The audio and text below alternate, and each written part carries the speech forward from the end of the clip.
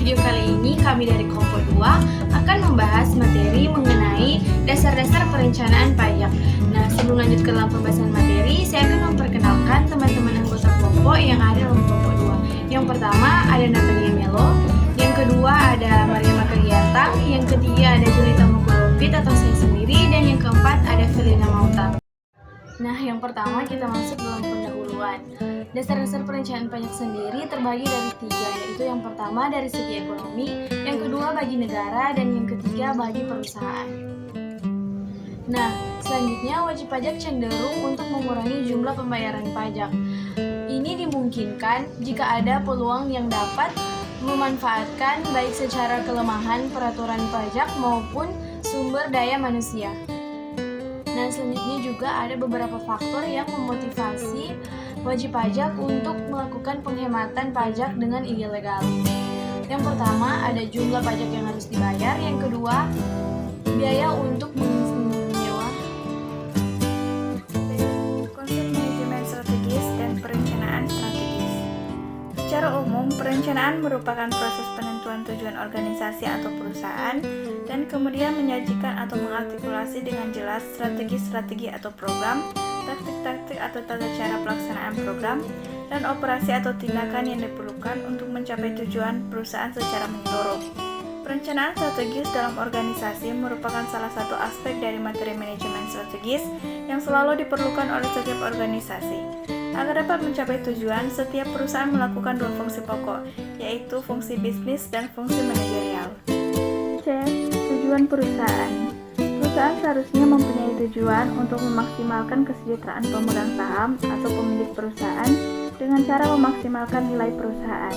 Tujuan ini tidak hanya merupakan kepentingan bagi para pemegang saham semata, namun juga akan memberikan manfaat yang terbaik bagi masyarakat di lingkungan perusahaan.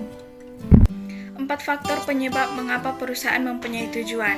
Hal ini penting untuk manajemen strategis, yaitu yang pertama, tujuan membantu mendefinisikan organisasi dalam lingkungannya. Yang kedua, tujuan membantu mengordinasikan keputusan dalam pengambilan keputusan. Yang ketiga, tujuan menyediakan norma untuk menilai pelaksanaan prestasi organisasi. Dan yang keempat, tujuan merupakan sasaran yang lebih nyata daripada pernyataan misi. D. Risiko dan pengaruh pajak atas perusahaan.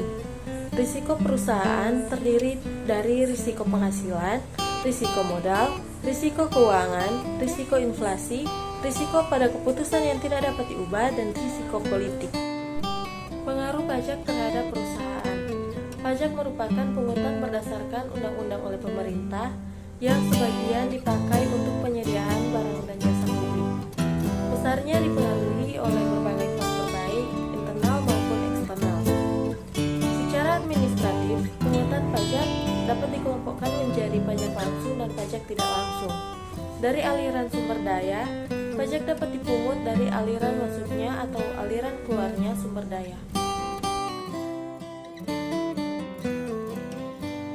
B. Manajemen pajak. Manajemen pajak adalah sarana untuk memenuhi kewajiban perpajakan dengan benar, tetapi jumlah pajak yang dibayar dapat ditekan serendah mungkin untuk memperoleh laba dan likuiditas yang diharapkan. Tujuannya yaitu untuk menerapkan peraturan perpajakan secara benar dan usaha efisiensi untuk mencapai laba dan likuiditas yang seharusnya. Fungsinya yaitu perencanaan pajak, pelaksanaan kewajiban perpajakan, dan pengendalian pajak. Selanjutnya kita akan membahas mengenai motivasi dilakukannya perencanaan pajak. Nah, ada 3 motivasi dalam unsur perpajakan, yaitu yang pertama kebijakan perpajakan, yang kedua undang-undang perpajakan, dan yang ketiga yaitu administrasi perpajakan. Kemudian ada beberapa faktor yang mendorong dilakukannya suatu perencanaan pajak, yaitu yang pertama pajak yang akan dipungut, yang kedua siapa yang akan dijadikan subjek pajak, yang ketiga apa saja yang merupakan objek pajak, yang keempat berapa besar tarif pajak, dan yang terakhir yaitu bagaimana prosedurnya. Berikut ada tahapan dalam membuat perencanaan pajak. Yang pertama yaitu menganalisis informasi atau basis data yang ada. Yang kedua yaitu buat satu model atau lebih rencana besarnya pajak. Yang ketiga evaluasi atas perencanaan pajak. Yang keempat yaitu mencari kelemahan dan kemudian memperbaiki kembali rencana pajak. Dan yang terakhir mutakhirkan rencana pajak. Materi yang telah kami bawakan mengenai dasar-dasar perencanaan pajak. Kiranya apa yang telah kami bawakan tadi dapat bermanfaat bagi teman-teman semua. Terima kasih.